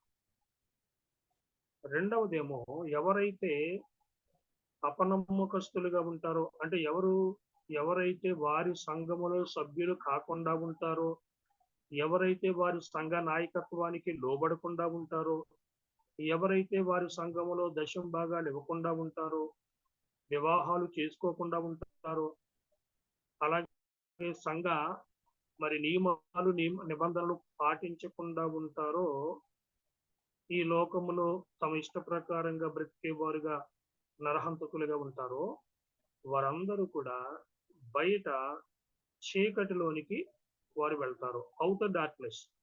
అపోస్టేట్స్ and murderers go to outer darkness. ఇది వారు చనిపోయిన తర్వాత ఏం జరుగుతుంది, వాట్ హ్యాపన్స్ ఆఫ్టర్ డెత్ అనే దానికి వారు చెప్పేటువంటి విషయాలు అన్నమాట. అంతిమంగా ఇంచుమించుగా ప్రతి వారు కూడా ఏదో ఒక పరలోక రాజ్యం, 3 స్థలాలు ఉంటున్నాయి, 3 పరలోక రాజ్యాలు ఉంటున్నాయి. ఆ 3 స్థలాలలో ఏదో ఒక దానికి అంతిమంగా చేరుకుంటారు, కొంత దైవత్వాన్ని సంపాదించుకొని. ఎందుకంటే అల్టిమేట్ గా ప్రతి వారు కూడా దేవుళ్ళు కాగలరు అనేదే వాళ్ళ యొక్క బోధ. అసలు ఇప్పుడు మరి తండ్రి అయినటువంటి దేవుడు ఒకప్పుడు మానవుడు అన్నట్లుగా వారు భావించడం, మాట్లాడడం. కాలక్రమంలో దైవత్వాన్ని ఆయన పొందుకున్నాడు అని. కాబట్టి ప్రతి మానవుడు కూడా దేవుడు కాగలడు అనేటువంటి కాన్సెప్ట్ ఈ మార్మనిజంలో కనబడుతుంది అన్నమాట. కాబట్టి అది మరి వీరు బోధించేటువంటి విషయం. చనిపోయిన తర్వాత ఏం జరుగుద్ది అనేటువంటి విషయం. కానీ లేఖనాలు ఏం బోధిస్తున్నాయి? మత్తయి సువార్త 25వ అధ్యాయము చూడండి. మత్తయి సువార్త 25వ అధ్యాయంలో మరణం తర్వాత ఏమి సంభవించబోతుందో అక్కడ చెప్పబడినటువంటి విషయాన్ని మనం గమనిస్తాం. 25వ అధ్యాయం 34 నుండి మనము చూసినట్లయితే,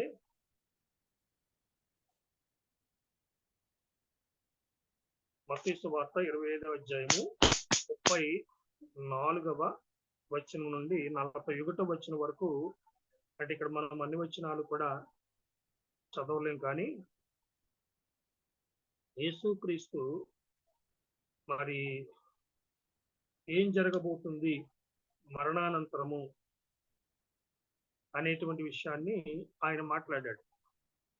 ఎందుకంటే ఆయన మాత్రమే మరణం తర్వాత ఏం జరుగుతుందో మాట్లాడగలిగినటువంటి వాడుగా ఉంటున్నాడు, చెప్పగలిగినటువంటి వాడుగా ఉంటున్నాడు. ఎందుకంటే ఆయన సమస్తము ఎరిగినటువంటి వాడు. ఆయన ఈ లోకములో ఉంటుండగానే మరణం తర్వాత ఏం జరగబోతుంది మనుషులకు అనేటువంటి దాన్ని తేటగా బోధించాడు. ఎందుకంటే ఆయన సర్వజ్ఞుడు.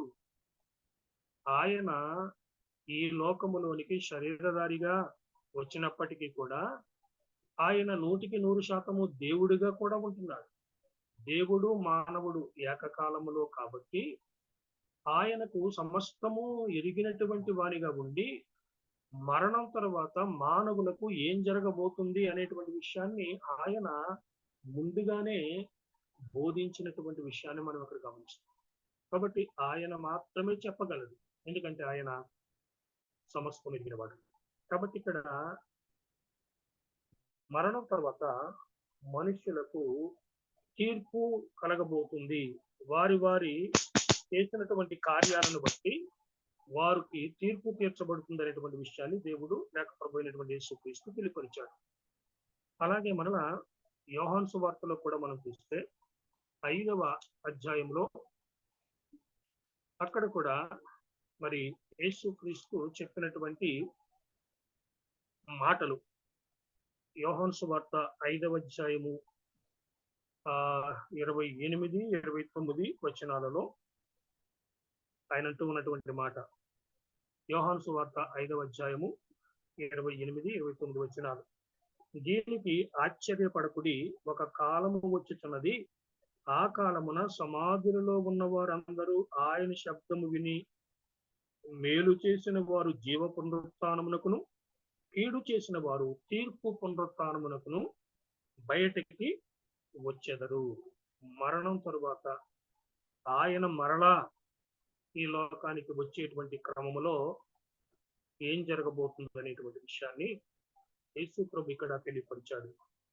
అలాగే మరి మత్తయి సువార్త 7వ అధ్యాయములో కూడా మరలా మత్తయి సువార్త 7వ అధ్యాయము 21వ వచనం. మత్తయి సువార్త 7వ అధ్యాయము 21వ వచనములో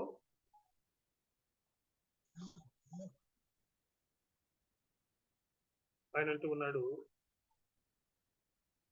ప్రభువా ప్రభువా అని నన్ను పిలిచి ప్రతి వాడును పరలోక రాజ్యంలో ప్రవేశింపడు గాని పరలోకమందున నా తండ్రి చిత్త ప్రకారం చేయవాడే ప్రవేశించను. అంటే ఇక్కడ మనుష్యుడు మరణించిన తర్వాత పరలోకములో చేరాలి అంటే ఆయన్ను కేవలము ప్రభువా ప్రభువా అని పిలిస్తే సరిపోదు. కానీ ఎవరైతే ఆయన తండ్రి చిత్త ప్రకారంగా బ్రతుకుతారో చేస్తారో వారు పరలోకం చేరుకుంటారు. మరణం తరువాత దేవుని చిత్తాన్ని ఈ లోకములో బ్రతికుంటుండగా జరిగించిన వారు, దేవునికి లోబడిన వారు, దేవుణ్ణి వెంబడించిన వారు, దేవుని విశ్వసించినటువంటి వారు పరలోకము వెళతారు అనేటువంటి సత్యాన్ని యేసు ప్రభు ఇక్కడ మాట్లాడుతూ ఉన్నటువంటి వాడిగా మనం చూస్తాం.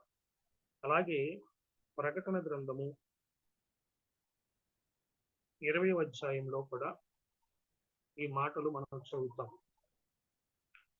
ప్రకటన గ్రంథము 20వ అధ్యాయము 15వ వచనం. 20:15 వచనములో ఎవని పేరైనను జీవ గ్రంథమందు వ్రాయబడినట్టు కనబడని ఎడల వాడు అగ్నిగుండములో పడవేయబడెను. ఎవని పేరైనను జీవ గ్రంథమందు వ్రాయబడినట్టు కనబడని ఎడల వాడు అగ్నిగుండంలో పడవేయబడెను. మరణం తరువాత ఏం జరుగుద్ది? ఎవరి పేరైతే జీవ గ్రంథములో లేదు అనగా ఈ లోకములో బ్రతికి ఉంటుండగా ఎవరైతే యేసుక్రీస్తునందు విశ్వాసం ఉంచి రక్షించబడి దేవుని బిడలుగా వారు మార్చబడలేదో అటువంటి వారు మరణం తరువాత అగ్నిగుండములో పడవేయబడతారు. మరొక మాట ఇదే ప్రకటన గ్రంథము 21వ అధ్యాయము 8వ వచనం. పెరికి వారును, అవిశ్వాసులను, అసహ్యులను, నరహంతకులను, వ్యభిచారులను, మాంత్రికులను, విగ్రహారాధకులను, అబద్ధికులందరూ అగ్ని గంధకములతో మండు గుండములో పాలు పొందుదురు. ఇది 2వ మరణము. మరణం తరువాత ఏం జరిగింది అంటే ఈ శారీరక మరణం తరువాత ఎవరు పరలోకం వెళ్తారు, ఎవరు నరకానికి వెళ్తారు అంటే మనం చదువుకున్నటువంటి లేఖన భాగాల్లో ఈ విషయము బహుతేటగా బోధించబడుతూ ఉంది. మరొక మాట కూడా చదువుదాం. ఇదే 21వ అధ్యాయము ప్రకటన గ్రంథము 27వ వచనం, చివరి వచనం. ప్రకటన 21, 27వ వచనం. గొర్రె పిల్ల యొక్క జీవ గ్రంథమందు వ్రాయబడిన వారే దానిలో ప్రవేశించురు గాని నిషిద్ధమైనది ఏదైనను అసహ్యమైనది దానిని అబద్ధమైన దానిని జరిగించేవాడైనను దానిలోనికి ప్రవేశింపడు. కాబట్టి మరణం తరువాత ఏం జరుగుద్ది అనేది పరిశుద్ధ గ్రంథమైనటువంటి బైబిల్ బహుతేటగా బోధిస్తా ఉంది. ఎవరైతే యేసు క్రీస్తునందు విశ్వసించారో వారేమో పరలోకం వెళతారు, నిత్య జీవం పొందుకుంటారు. ఎవరైతే యేసు క్రీస్తుని విశ్వసించలేదో ఈ లోకములో శరీరములో ఉంటుండగా రక్షించబడకుండా ఉంటున్నారో, ఆయన ఆహ్వానాన్ని తిరస్కరించే వారు ఉంటున్నారో అటువంటి వారు నిత్య నాశనానికి వెళతారు, పాతాళానికి వెళతారు, అగ్నిగుండములో పడవేయబడతారు. కాబట్టి మరణం తర్వాత ఏం జరుగుద్ది? మార్మనిజం ఏం చెప్తా ఉంది? ఎంత అబద్ధము, ఎంత లేఖనాలకు విరుద్ధమైనటువంటి బోధ వారు చేస్తున్నారు. కానీ పరిశుద్ధ గ్రంథములో 2 స్థలాలు మరణం తర్వాత యేసును నమ్మిన వారు నిత్య జీవం, నమ్మనటువంటి వారు నిత్య నాశనానికి, పాతాళానికి, అగ్ని గుండానికి వెళతారు అనేటువంటి విషయాన్ని ఇక్కడ పరిశుద్ధ గ్రంథంలో తేటగా బోధించబడినటువంటి విషయాన్ని ఇక్కడ మనం చూస్తున్నాం. ఇంకా ఈ మార్మనిజం లేకుంటే అంత్యకాల పరిశుద్ధుల యేసుక్రీస్తు సంఘముగా పిలువబడేటువంటి వారు కలిగి ఉండే ఇతర నమ్మకాలు అలాగే అభ్యాసాలు, other believes and practices of Mormons or Mormonism, ఇతర నమ్మకాలు అలాగే వారి యొక్క విశ్వాసాలు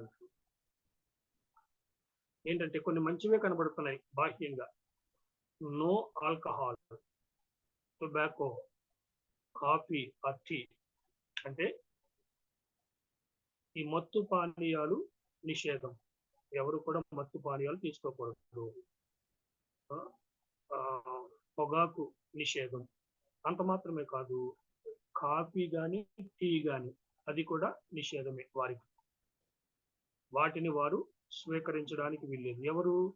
మార్మనిజం పాటించాలి అనుకునేటువంటి వాళ్ళు, మార్మన్ సంఘములో సభ్యులుగా ఉన్నటువంటి వారు చేయాల్సినటువంటి, పాటించవలసినటువంటి నియమ నిబంధనలు అన్నమాట. No alcohol, no tobacco, no coffee or tea, అది మొదటిది. తర్వాత ఈ అంత్యకాల పరిశుద్ధుల యేసుక్రీస్తు సంఘముగా పిలువబడేటువంటి ఈ సంఘ సభ్యులు వారు కనీసము 2 సంవత్సరాలు ఆ మిషనరీలుగా వారు ఉండడానికి ప్రోత్సహించబడతారు అన్నమాట.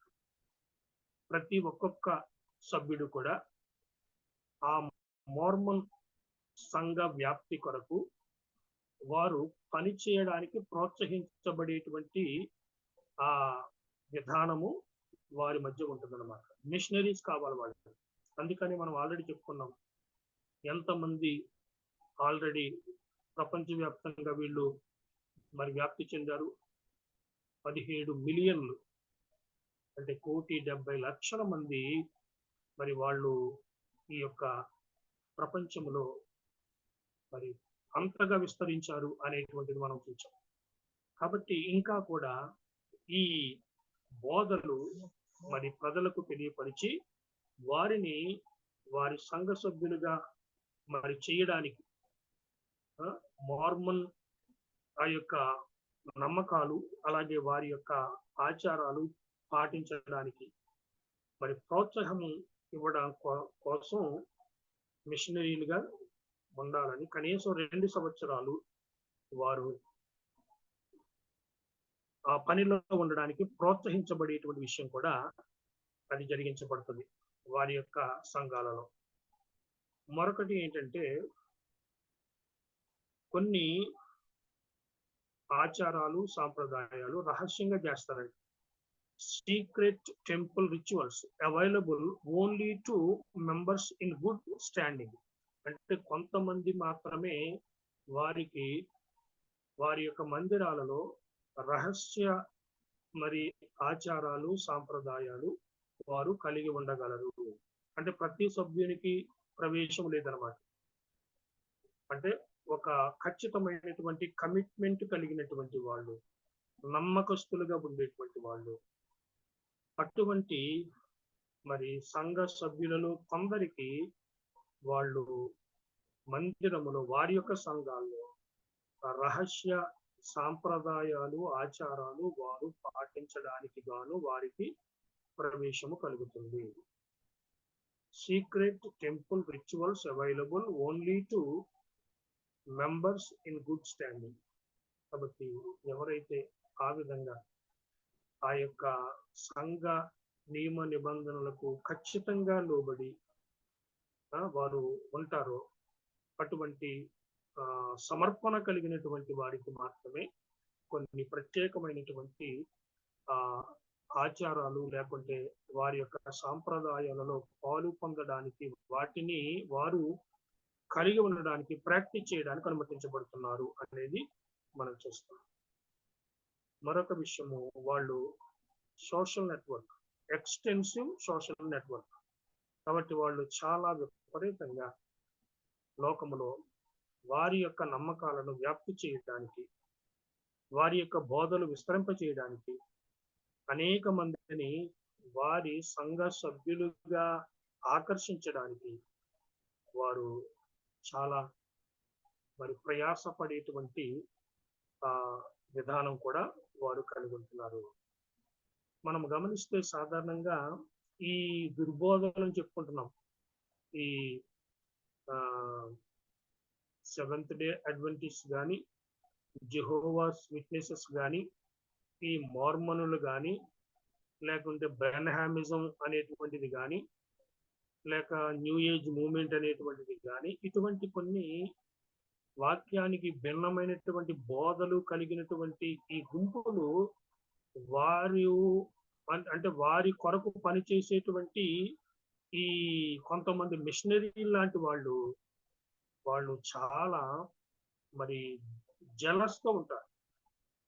వారు తమ యొక్క మరి అప్పగించబడినటువంటి పనికి ఎంతగానో వారు సమర్పించుకున్నటువంటి వారుగా కనబడతారు.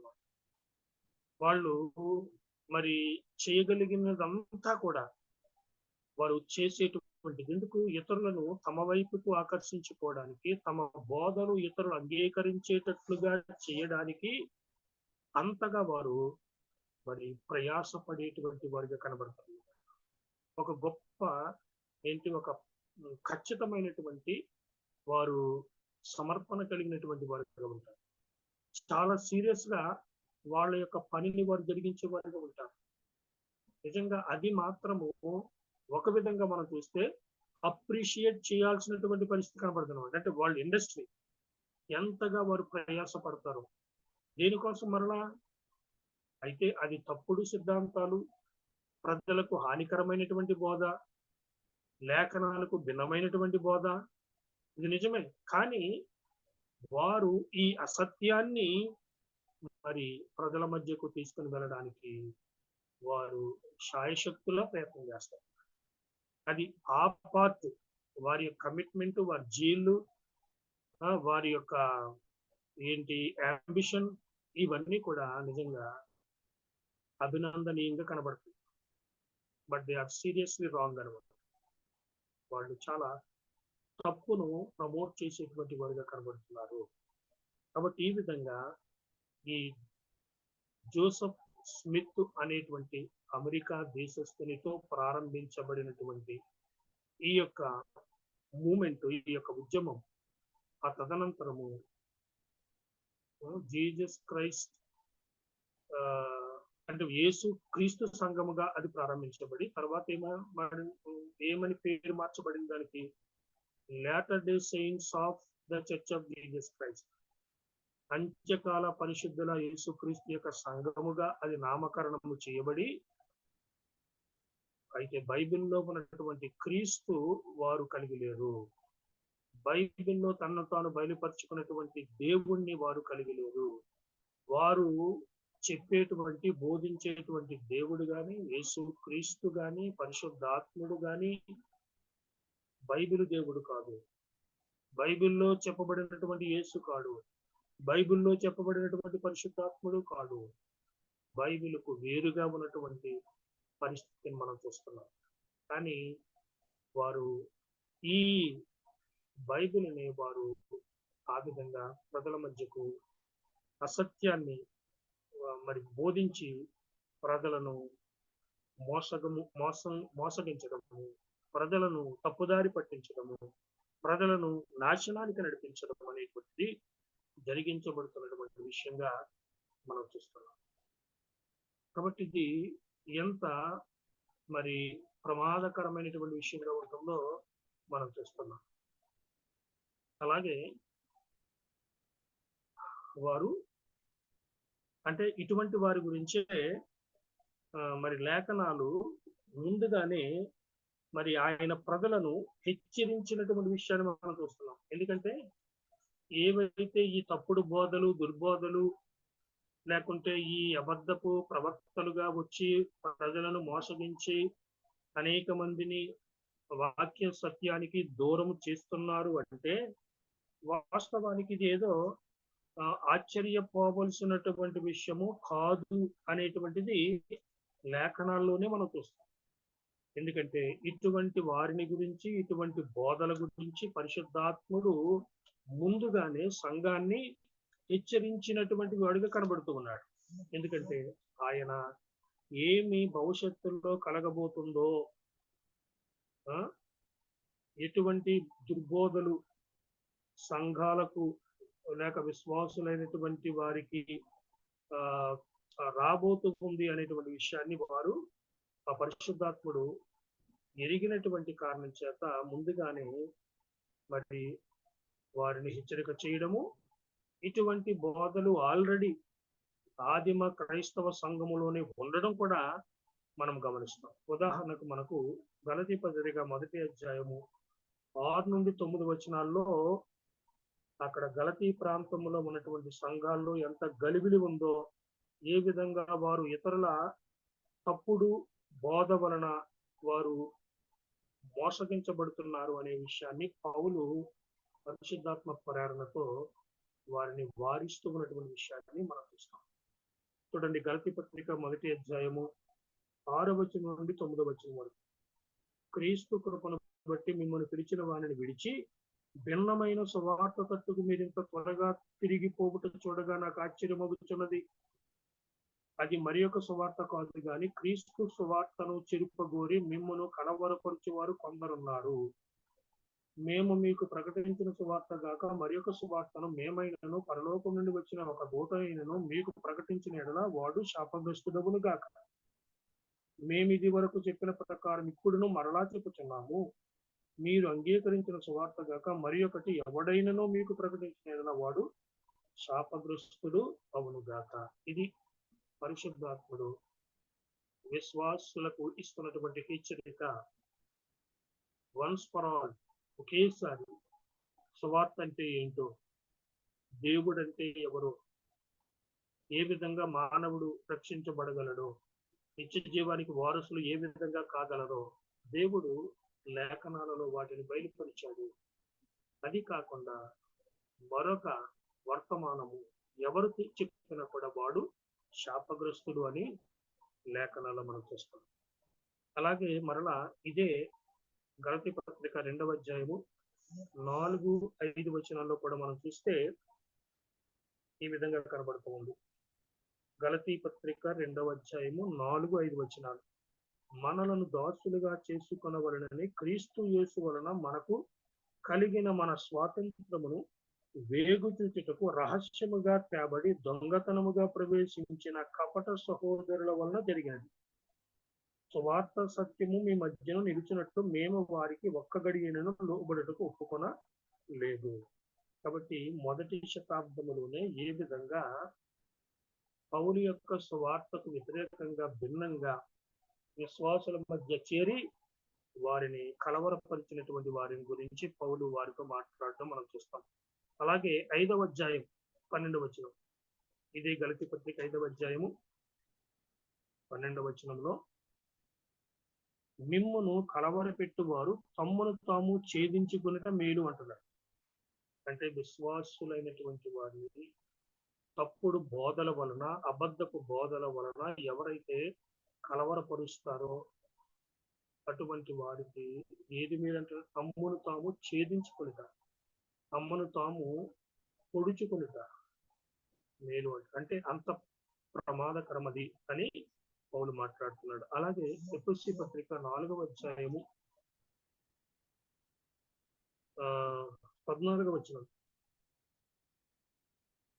ఎఫెసీ పత్రిక 4వ అధ్యాయము 14వ వచనాన్ని మనం చూస్తే, అందువలన మనం ఇక మీదట పసిపిల్లలమై ఉండి మనుష్యుల మాయోపాయముల చేత వంచనతోనూ తప్పు మార్గమునకు లాగు కుయుక్తితోనూ గాలికి కొట్టుకొని పోవునట్లు కల్పింపబడిన ప్రతి ఉపదేశమునకు అటు ఇటు కొట్టుకొని పోవచ్చు అలల చేత ఎగురగొట్టబడిన వారమైనట్లు ఉండక అంటున్నాడు.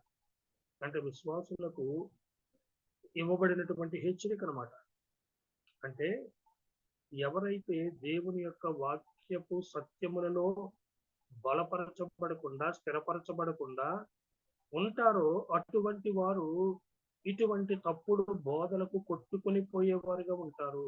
అందుకనే లేఖనముల సత్యములను ఎరిగి వాటి యందు వారు స్థిరముగా ఉంటే తప్ప మరి ఇటువంటి దుర్బోధన నుండి వారు తప్పించుకోలేరు అని పరిశుద్ధాత్ముడు మొదటి శతాబ్దంలోనే హెచ్చరిక చేస్తున్న వాడిగా మనం చూస్తాం. అంత మాత్రమే కాదు, 2వ తిమోతి పత్రికలో పౌలు మరి ఇచ్చినటువంటి హెచ్చరిక మనము గమనిస్తాం. 4వ అధ్యాయంలో 2వ తిమోతి పత్రిక 4వ అధ్యాయము 2 నుండి 4 వచనాల్లో మనం గమనిస్తే అంటాడు, వాక్యమును ప్రకటించుము, సమయమందును అసమయమందును ప్రయాసపడుము, సంపూర్ణమైన దీర్ఘశాంతముతో ఉపదేశించుచు ఖండించుము, గద్దించుము, బుద్ధి చెప్పుము. 3వ వచనం, ఎందుకనగా జనులు హితబోధను సహింపక దురద చెవులు గలవారై తమ స్వకీయ దురాశలకు అనుకూలమైన బోధకులను తమ కొరకు పోగు చేసుకొని సత్యమునకు చెవినియక కల్పనా కథల వైపునకు తిరుగు కాలము వచ్చును.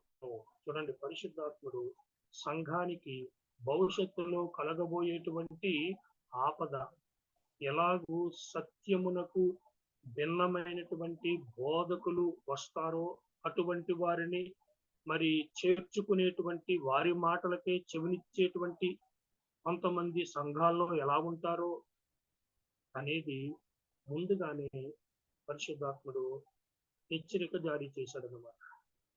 కాబట్టి ఈ విషయాలు లేఖనాల్లో బహుతేటగా చెప్పబడ్డాయి. ఈ దుర్బోధలు అనేటువంటివి లేక వాక్యానికి భిన్నమైనటువంటి బోధలు చేసి ప్రజలను గందరగోళపరిచేవారు వస్తారు. మొదటి శతాబ్దంలో ఉన్నారు. ప్రతి శతాబ్దంలో కూడా క్రైస్తవ సంఘ చరిత్రలో మనం గమనిస్తాం, ఇటువంటి బోధలు ఉంటూనే ఉన్నాయి. కాబట్టి విశ్వాసులకు హెచ్చరిక జారీ చేయబడింది.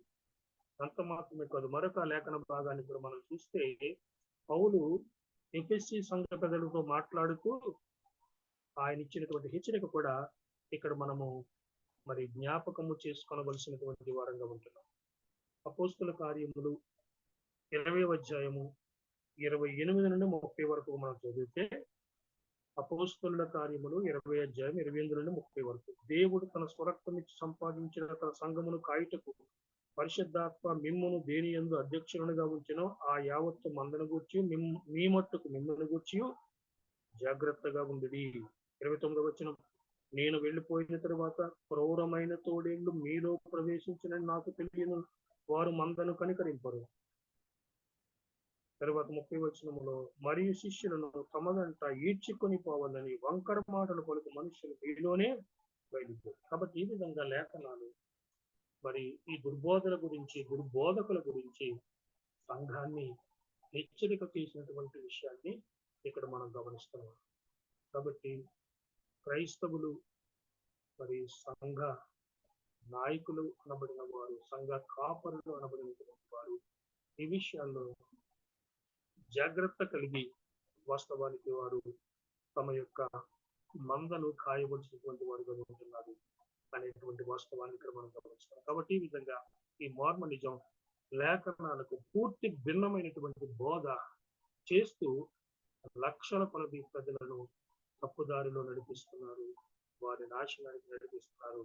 కాబట్టి అటువంటి వారి విషయంలో బహు జాగ్రత్త కలిగి వారిని ఖండించేటువంటి వారిగా, వారి బారిన పడకుండా ముఖ్యంగా మరి క్రైస్తవులైనటువంటి వారిని సంరక్షించవలసినటువంటి బాధ్యత కూడా మరి విశ్వాసులకు కానీ లేక లేఖనములను తిరిగినటువంటి సేవకులు కూడా కలిగించారు.